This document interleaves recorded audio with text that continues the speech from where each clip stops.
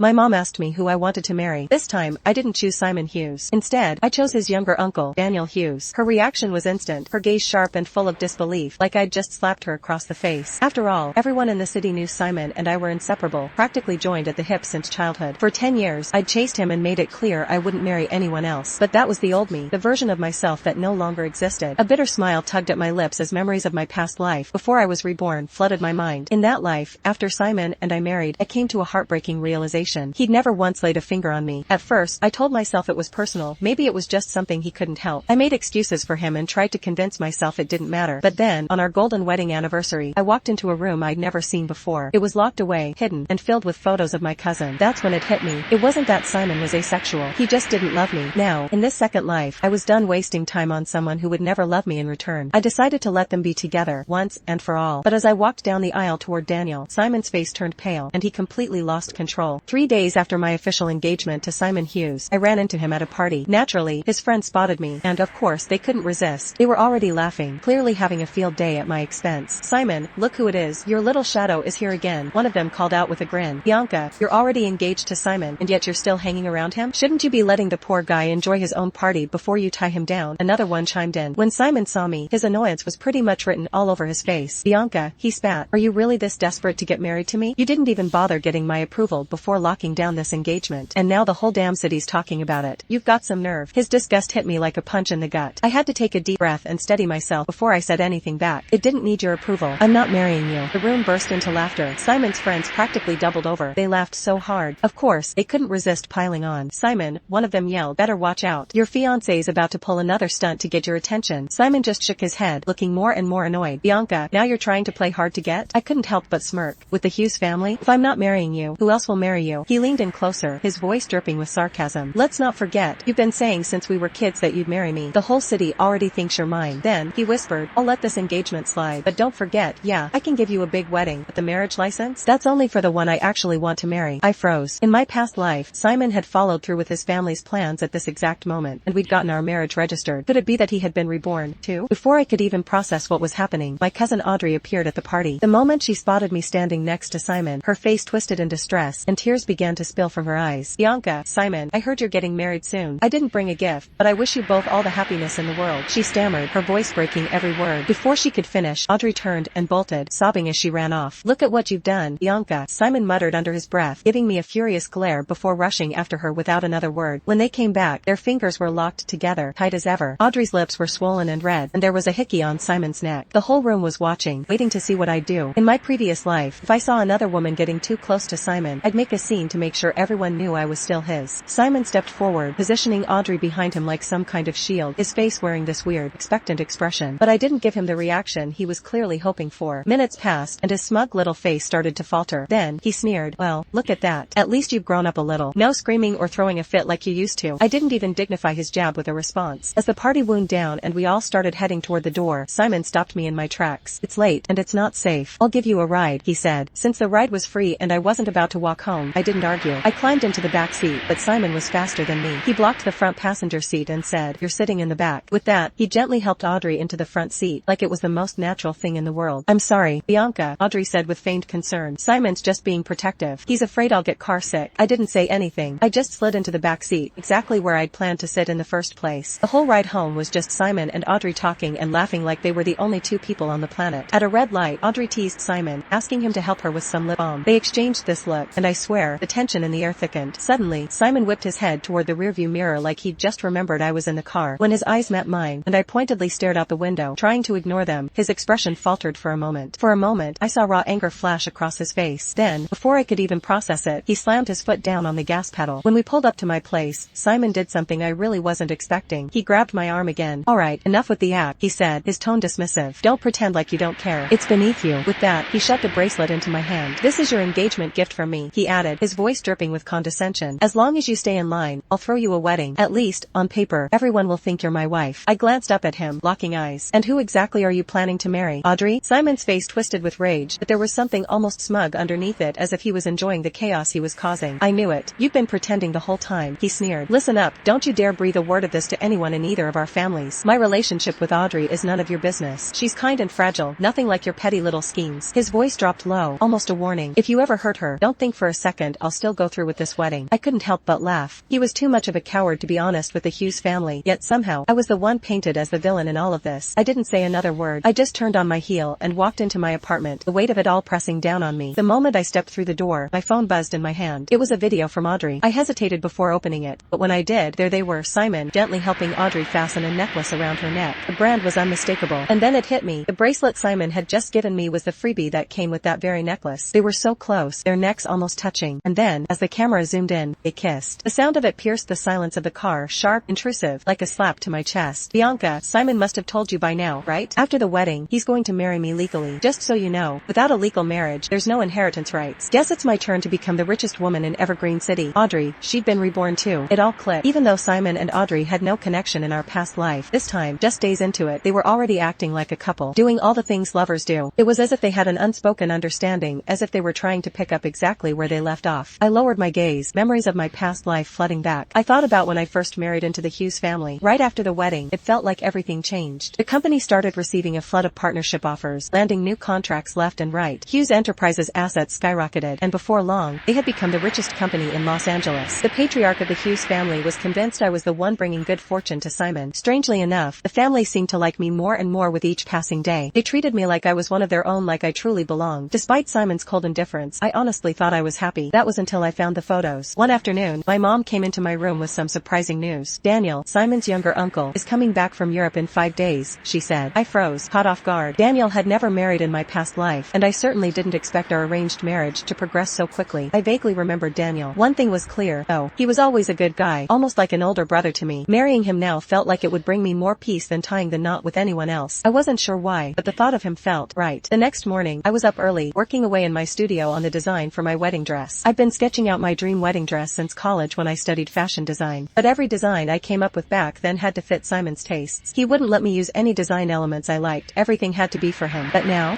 I was free to design the dress I loved, the one I'd actually want to wear while marrying someone else. A few days later, I finished putting the final touches on my dress and decided to grab a coffee from the break room. That was when I saw Audrey's post on social media. In the photo, she was wearing my wedding dress, but it wasn't the gown I had envisioned. The gown was cut in half and turned into a super short skirt. To make matters worse, she was grinding against Simon, their bodies pressed so close as they danced. Simon knew I needed a dress, so he specially sent this one to me. Gosh, I feel so spoiled right now. I could hardly believe my eyes. My heart pounded in my chest as anger shot through me. Without a second thought, I stormed toward the 5th floor ballroom, furious and ready to blow up. There they were, Audrey and Simon, dancing like the world had disappeared around them. Their bodies were pressed tightly together, swaying with an intensity that made it feel like they were the only two people in the room. "This is my wedding dress," I shouted, unable to keep my fury in check. "How dare you give it to her and ruin it like this?" Audrey immediately launched into her act, playing the innocent, helpless girl, her eyes filled with fake tears, her voice quivering. "Simon, did I do something wrong? Why is she so angry?" she whined, acting all soft and fragile. Simon, of course, stepped in front of her, blocking me from her view like I was some sort of threat. "Bianca, it's just a dress," he sneered. "Besides, you're still going to wear it for me at the wedding, so what's the big deal? If it's that important to you, why not just make a new one?" My blood boiled. "Who says I'm wearing it for you?" I shot back, my voice colder than I meant it to be. "This is the dress I'm wearing for my wedding." Simon scoffed and shook his head like I was some naive child. "Come on, Bianca, don't act like you don't know. Your wedding is our wedding. I already agreed to marry you. There's no need to keep up this act." That was it. I was done. I glanced at the scissors lying on the nearby table, grabbed them, and walked straight toward Audrey's dress. Without hesitation, I sliced the hem of the fabric, cutting it near her leg. "Simon," I said, my voice cold and sharp, every word carrying weight, "since you're so sure of yourself, watch closely. I won't settle for anything dirty, and I won't keep the dress stained." Simon froze, his eyes wide with shock. In the past, no matter how I acted, whether playful or bratty, he'd never seen me like this. Never seen me so serious, so determined. His instincts kicked in, and he reached for me. But before he could make a move, Audrey's high-pitched voice sliced through the tension. "Simon, my leg. I think I scraped it. It really hurts, but don't worry about me. Go take care of her. This is all my fault." Simon hesitated for a moment, torn between me and Audrey. He looked from my retreating form to her, and then back at me. After a long, suffocating pause, he sneered, his voice dripping with contempt. "Don't worry about her. An insecure woman like her needs to be taught a lesson. Maybe this will help her reflect." I couldn't respond. My body went numb, and my heart felt like it had dropped into a void. I just stood there, watching as my wedding dress, the one I'd poured my heart into, began to fall apart in my hands. The delicate fabric unraveled, just like everything else in my life. I wiped my eyes quietly, trying to hold my emotions together, but the weight of everything I'd lost hit me like a freight train. All that effort, all that hope, was ruined in an instant. If a single wedding dress could teach me everything I needed to know about someone's character, then maybe I should consider myself lucky. After all, I was finally seeing Simon for who he really was, no delusions left. Tonight was the family dinner where I'd officially meet Daniel. First impressions were everything, and and I knew I had to look my best. I didn't want to give anyone the chance to question me, especially not after everything that had gone down with Simon and Audrey. I took a quick moment to freshen up and gave myself a little pep talk. When I felt ready, I headed down to the underground parking garage, and that's when I noticed it, Simon's Maserati, gently rocking back and forth in the distance. Curiosity gnawed at me as I walked closer, but when I got close enough to see inside the half-open window, my stomach twisted. There they were, Simon and Audrey. She was sprawled across his lap, her eyes half-lidded as she moved up and down. Even though I already knew Simon didn't love me, seeing it with my own eyes still hit like a punch to the chest. For a brief moment, our eyes met. There was a flash of panic in his gaze, but it was gone in a second, quickly replaced by that smirk of his. To taunt me even more, he gently swept Audrey's hair aside and kissed her deeply, his movements slow and exaggerated. Audrey's soft whimpers echoed in the garage, loud and calculated. I turned away, trying to keep my face neutral, and climbed into my own car. I had more important things to focus on tonight. As I made my way to the Hughes family estate, I stopped by a store to grab a gift, a high-end silk tie for Daniel. When I arrived, I was surprised to find Simon pulling up at the same time. He stepped out of his car, and from where I stood, I could clearly see used condoms scattered across the passenger seat. Real classy. For a moment, his expression flickered with something like embarrassment when he saw me holding the gift bag, but that passed quickly, replaced by his usual smug look. Bought me a gift? He drawled, taking a step toward me. Let me see it. I jerked the bag behind my back, pulling it out of his reach. It's not for you, I said flatly. Simon snorted, blowing out a cloud of smoke like I wasn't even worth his time. You saw what happened in the garage, right? He said, his voice annoyingly casual. I know you're obsessed with me, but I've told you before, this wedding is yours, but the marriage certificate belongs to Audrey. She's the one who's being slighted here. He leaned in a little closer, his arrogance growing. It's perfectly normal for us to do what we just did. She's my legal wife-to-be, after all. Oh, and our marital home? She'll probably stop by once in a while for a night or two. You'll have to get used to it eventually. It's for your own good. I couldn't believe the audacity of this man. Even though I'd already decided I wouldn't marry him, I hadn't expected him to be so shameless, so blatant in flaunting his infidelity right in front of me. I turned to walk away, but, of course, he grabbed my arm again. Listen, he said, his voice lowering, my uncle will be at the dinner tonight. He's important to the family, so this is a big deal. I'm giving you a lot of face by letting you come. I barely suppressed the urge to roll my eyes. One more thing, if my grandfather and dad ask about the marriage license, just tell them we've already registered, alright? And about Audrey's little injury this afternoon, you'll need to apologize to her after dinner. Don't forget, until the wedding is official, I can still change my mind. With that, he strode into the Hughes family estate like he hadn't just made a complete fool of himself. I let out a long breath, gripping the gift bag in my hand. Fine, I told myself. He'll find out soon enough who I'm really marrying. Most of the Hughes family patriarchs were seated inside the dining hall. Daniel hadn't arrived yet, so I quietly slipped into a seat far from Simon, deliberately leaving an open spot next to me for him. Simon noticed immediately and frowned, a look of irritation crossing his face. Annoyed, he got up and moved to sit right next to me. You're getting more dramatic these days, he muttered, eyeing the empty seat beside me. There's already a seat saved for you over there. Why are you trying to make a scene? I ignored him just as I was about to tell him that the seat wasn't for him when a tall, commanding figure appeared at the entrance. Daniel entered the dining hall, his tailored designer suit fitting him perfectly. His strides were steady and confident, each movement radiating poise and dignity.